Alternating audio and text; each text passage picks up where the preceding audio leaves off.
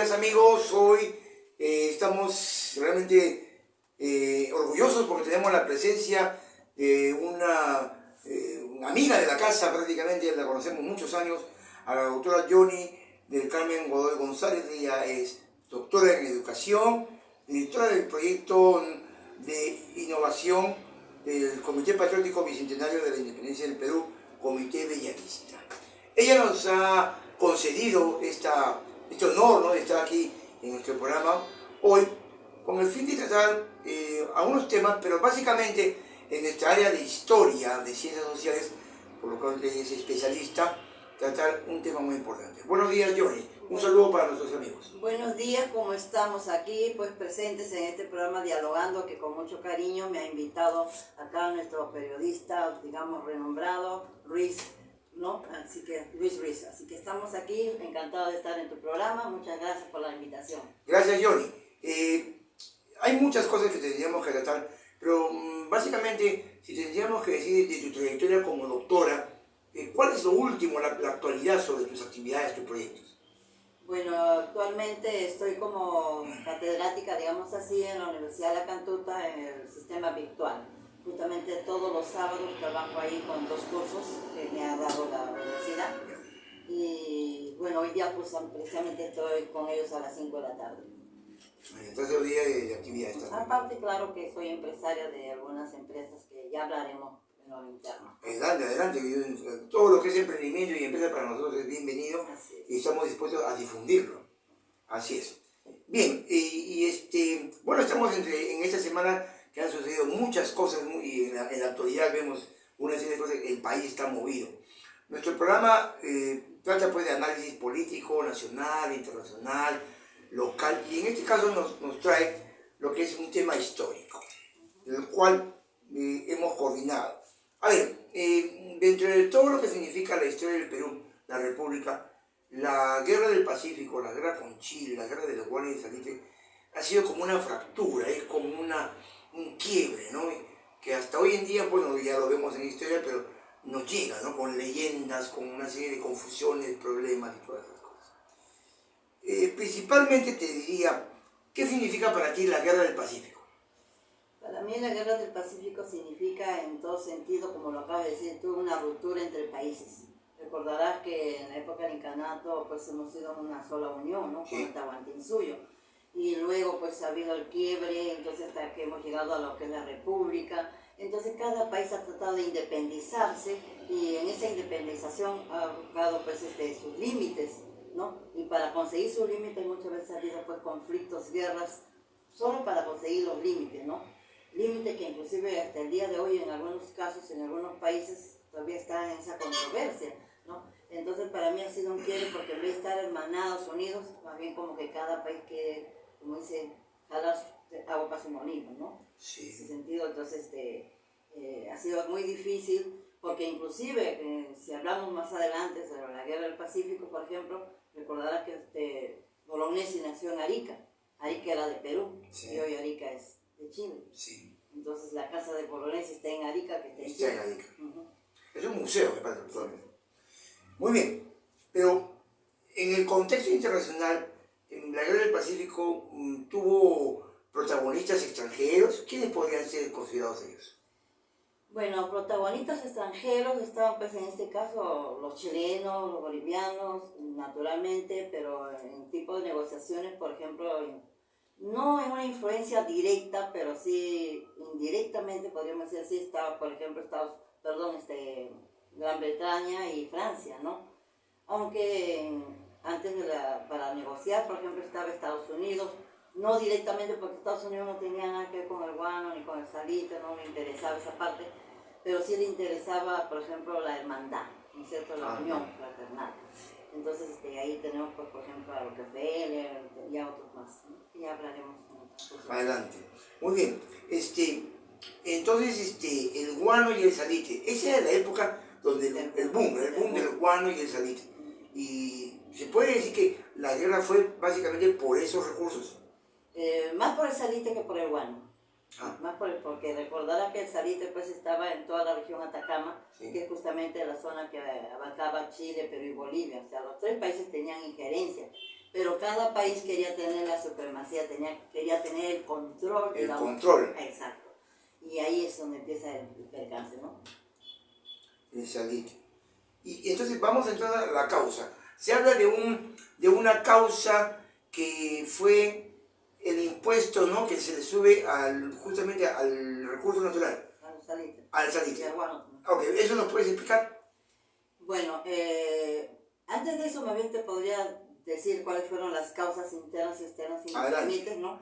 La guerra del Pacífico, conocida también, como ya sabemos, como la guerra del salitre, ¿no es cierto? Porque más fue del salitre que del guano, recuerda, ¿no? Contra una alianza que había sido formada en Perú con Bolivia, recordarás, ¿no? Y que fue el tratado secreto. El tratado secreto que después se llegó a conocer, ¿no? Era tan secreto que... Pero esa alianza fue firmada en febrero del 73. Mira, sí. Y la guerra fue en abril del 79. Sí. O sea, pero ya Chile con Bolivia habían tenido ciertas controversias limítrofes, ¿no?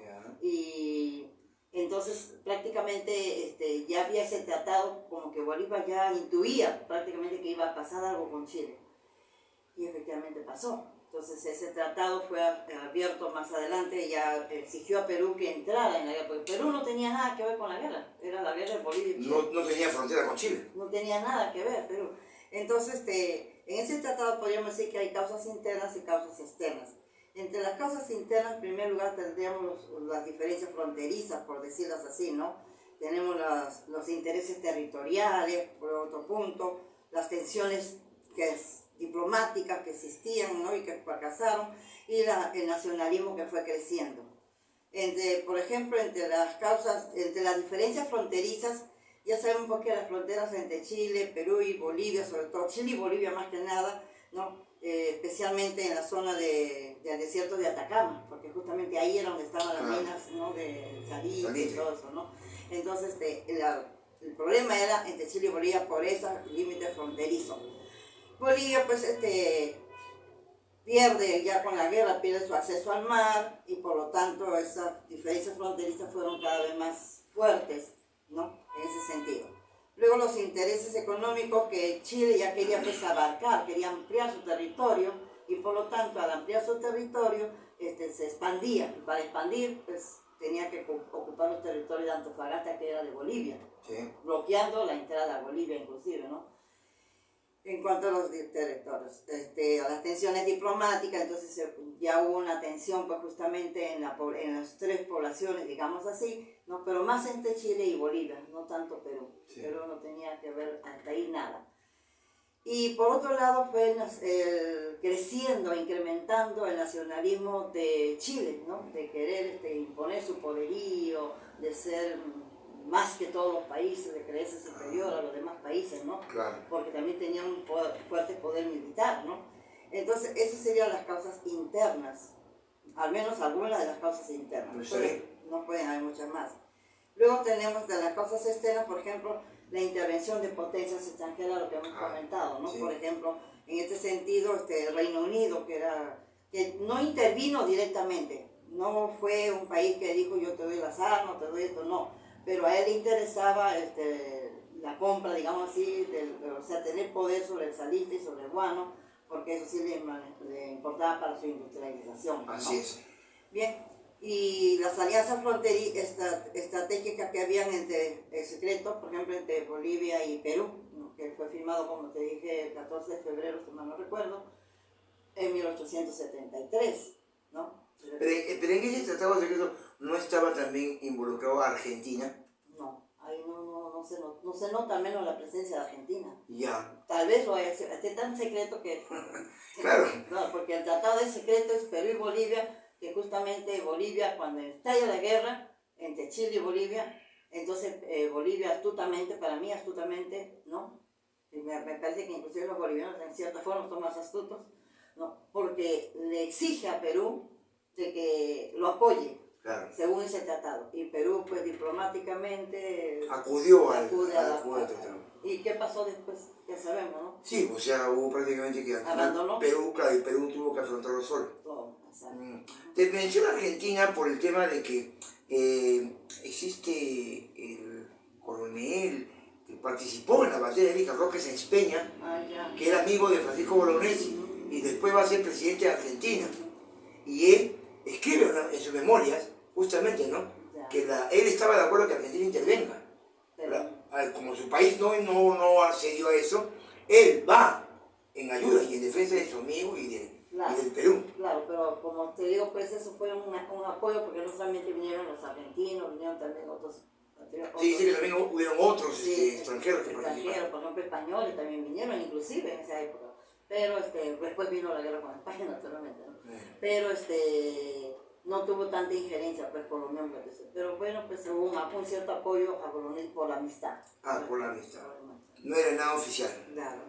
Muy bien, entonces esas son las causas que nos has mencionado. Claro. Pero en conclusión, la guerra del Pacífico fue un conflicto bélico de una crisis circunstancial que prácticamente fomentó, digamos, la discordia que hasta ahora existe. No estamos también bien, sí, todavía existe la discordia. No, pues ya lo vamos a ver ahora, cómo ha trascendido en la historia, ¿no? Claro, entonces ha sido un conflicto, pues, que dejó muchas indolencias, muchas vicisitudes, ¿no? Que ya están dentro de las consecuencias. Pero dentro de las causas, pues ya hemos visto, pues, la expansión territorial, el nacionalismo creciente de Chile, el contrato secreto de Perú y Bolivia, por ejemplo, ¿no? Y sobre todo la ambición de Chile de querer expandir su territorio, ¿no? Hacia la zona. Hay un libro que le llama La Doctrina Portales, que es el presidente chileno, anterior a la guerra, que hablaba de eso, lo que tú dices, ¿no? De la expansión, de la necesidad que Chile, ellos sabían que era una franja, y que ellos tenían que expandirse en el norte, al norte. Y de esa manera la doctrina Portales hablaba de eso, ¿no? Había que prepararse Era la visión de Portales. Y para ello tenían que prepararse, militar, cultural, espiritual. Porque ellos venían, inclusive he escuchado, también he visto algunas informaciones que hablan de que ellos venían como que a mejorar lo que en el Perú pasaba durante ese siglo. El Perú pasaba habían matado presidentes, ya habían matado a Balta, habían matado a Pardo, habían golpes de Estado, mientras que Chile se preparaba para una visión mucho más, digamos, acá moderna. Había conflictos internos. Acá había conflictos internos y allá se estaban preparando para expandirse. Y en unión. En cambio acá está pues todo. No, acá caemos balcanizados, ¿no? Cada quien para su lado. Pero ahí viene el tema. Los terratenientes peruanos de entonces, los hacendados, no tomaban posición como Estado, sino como familias. Mientras que en Chile, su clase dominante, sus hacendados o la gente que podía negociar grandes empresas, sí estaban, ¿no? Con el Estado, con el gobierno. Quizá eso lo puedas analizar. Claro, lo que pasa es que en Chile, por ejemplo, como dices tú, los terratenientes, los grandes hacendados, la gente política de clase alta, por decirlo así, estaban con el Estado chileno, pero dominaban. O sea, en sí ellos eran los que dominaban. Entonces era tal la presión que ejercían sobre el presidente chileno, sea cualquiera que estuviera, ¿no? Que el presidente chileno tenía que hacer esa acción, ¿no? En cambio acá más era la corrupción, porque siempre fue la corrupción. Entonces acá los terratenientes también dominaban, también dominaban al Estado peruano, digamos así, pero la diferencia está en que en Chile dominaban, pero para surgir, para digamos, engrandecerse, para justamente lo que tú acabas de decir, que ya soñaban o ambicionaban la expansión territorial. En cambio acá en Perú dominaban al Estado, como lo están haciendo hasta ahorita, ¿no? Dominaban al Estado, pero con la condición de cada agua para su molino. O sea, cada quien... Para su familia. Para sus familias. No era para el Perú, no era para... No había. Pasaba de habla que no existía el Perú como tal. Sino existían familias, existían regiones, bueno, muchos que hasta hoy en día trascienden. Muy bien, entonces, si queremos entrar ya a la actualidad, después de ver las consecuencias, como vamos a trascenderlo, ¿por qué ha llegado hasta hoy día, ¿no? Estos términos de la guerra con Chile? Por ejemplo, que este candidato Antonio Humala habla de que va a recuperar Tacna, Ica, Tarapacá, y hay gente que le cree. Sí, y hay gente que le cree y le sigue. Bueno, cada quien, como se dice, sigue lo que le Pero corresponde. es descabellado, ¿no? Por supuesto, pues, mira, si recordamos nomás para que cuando Chile gana, digamos, el conflicto, y entonces ya se firma el Tratado de Ancón, luego el Tratado de Lima, y ceden pues prácticamente los territorios ya de Arica, Tarapacá y, sí, ¿no? Y Tacna de Perú, Antofagasta por parte de Bolivia, porque ya lo había perdido y pierde su salida al mar. Si recordamos nomás esa época, cuando Tacna vuelve al Perú, se hizo un plebiscito. Sí, 1929. Se hizo un plebiscito para que bien Arica y bien Tacna volvieran al Perú. Así Incluso es. no se dijo de Tarapacá. A No, Tarapacá no. ni se mencionó, de que Ya. vuelva, como que ya lo perdimos. Ya se perdió. Ya se perdió. Pero se quería recuperar Tacna y Arica. ¿Qué pasó con los de Arica? Tacna, inmediato, sacó su bandera y dijo, somos peruanos. Somos peruanos. Pero Arica no. Arica dijo, me quedo en Arica. Me quedo en Chile. Ajá, me quedo en Chile, perdón. Pero, ¿por qué? ¿Por qué los de Arica se quedaron en Chile si supuestamente Arica era peruano? ¿Pero por qué? ¿Cuál es el objetivo, la meta, el fin? ¿Por qué ellos querían quedarse? Entonces, a mi parecer, ¿no? Yo creo que ha sido por la cuestión educativa, política, social, que ya Chile tenía con mayor auge, mayor preponderancia que Perú.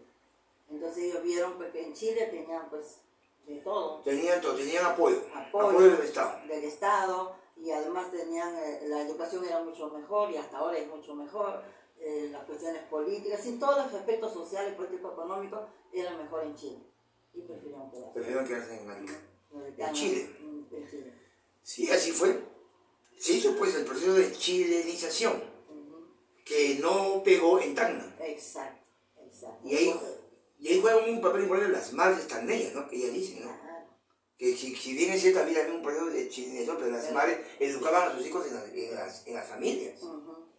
En cambio en Chile ese proceso pegó, porque como tú dijiste al principio, impactaron con el aspecto espiritual, el aspecto psicológico, sí. ¿no? El aspecto social. Entonces ellos veían que tenían mayor cobertura, mayor preponderancia y prefirieron pues, quedarse. En cambio, en Perú surge el nacionalismo peruano neto de pertenencia y prefirieron pues Quedarse. pasar. Regresar. Pero hoy en día como que, bueno, ya estamos en el 2024, ya como que ha cambiado. Tacna ahora es un polo de desarrollo, ¿no?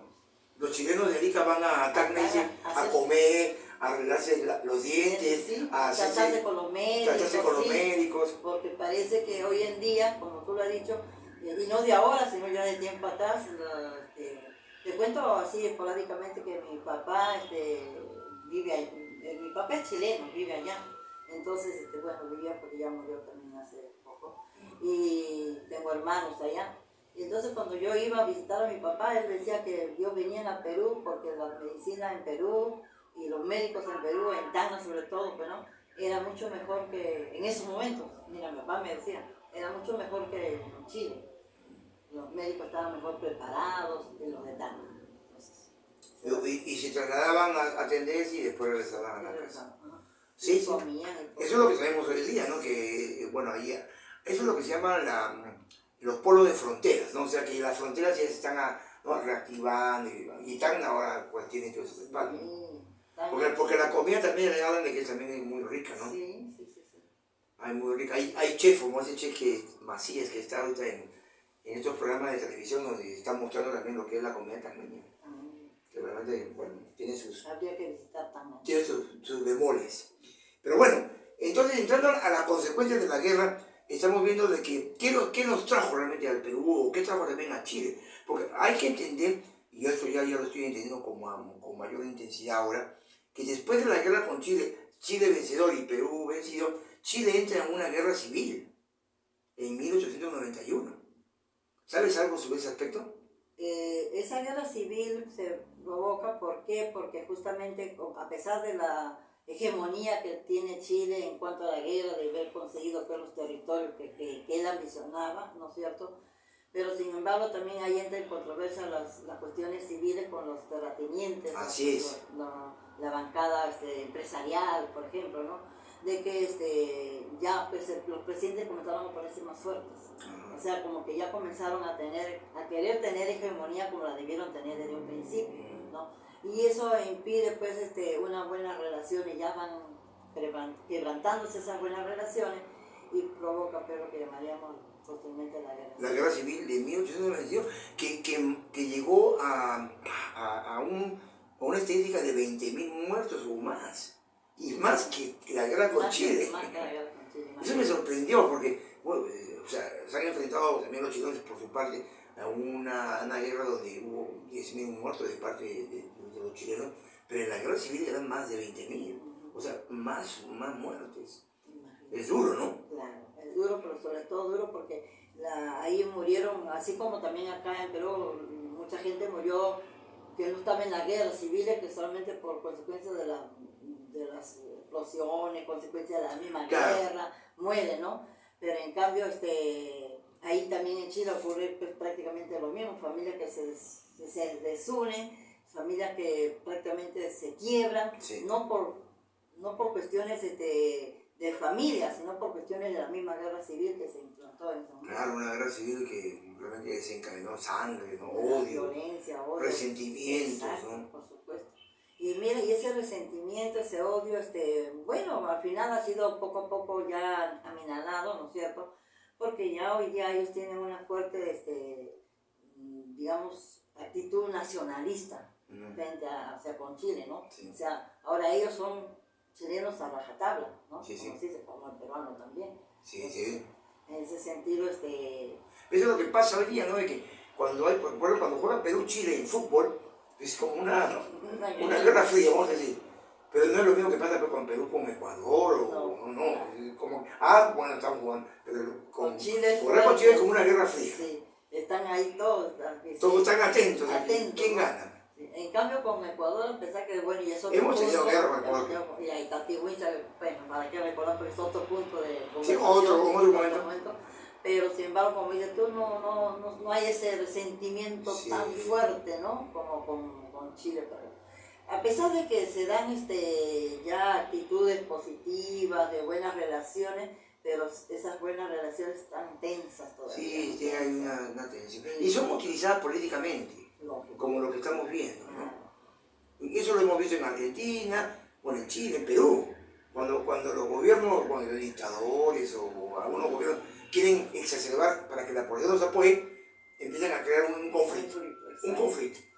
A exacerbar los ánimos a la población, a los militares, para llegar a lo que ellos quieren que se llegue. A unirlo, pero en base a ellos y hacia un nacionalismo, que es lo que estamos viendo. Pero lo hacemos justamente para poder entender y para que nuestros oyentes, nuestros televidentes puedan analizar también, ¿no?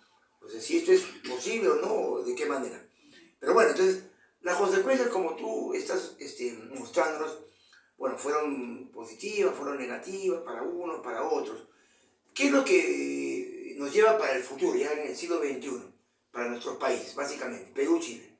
Recuerda que en la guerra con Chile las consecuencias han sido tan funestas y a la vez beneficiosas para cierto país, en este caso más fue beneficio para Chile que para Perú y Bolivia, ¿no? Porque Chile pues expande sus territorios, se apodera de Tarapacá, Arica, Tacna, Antofagasta y otras zonas que no son tan mencionadas, ¿no? En cambio Chile y Bolivia pierden pues esos territorios, pero a la vez que pierden esos territorios en ambos países, por ejemplo, para el caso de Chile, los chilenos pues se sienten orgullosos, ¿no? De haber triunfado, de haber obtenido esos territorios, o sea, nace un nacionalismo creciente chileno, ¿no? Que hace pues que cada vez se sientan más pertenecientes, ¿no? En cambio en Perú, ¿qué pasa? Y en Chile, en Bolivia, ¿qué pasa? Como han perdido, ¿qué pasó? Hubo depresión, ¿no? Desánimo, el lamento boliviano. El lamento boliviano, como dicen, ¿no? Y sobre todo la pérdida de familiares, de seres vivos, que mucha gente es inocente, como te dije al principio, ¿no? Y al perder esos territorios, también perdieron mayor hegemonía también, ¿no? Sí, perdieron mar. Bolivia tenía mar, una extensión litoral. Claro, que hasta ahora lo reclama. Que ahora reclama y bueno, ¿en qué acabar eso?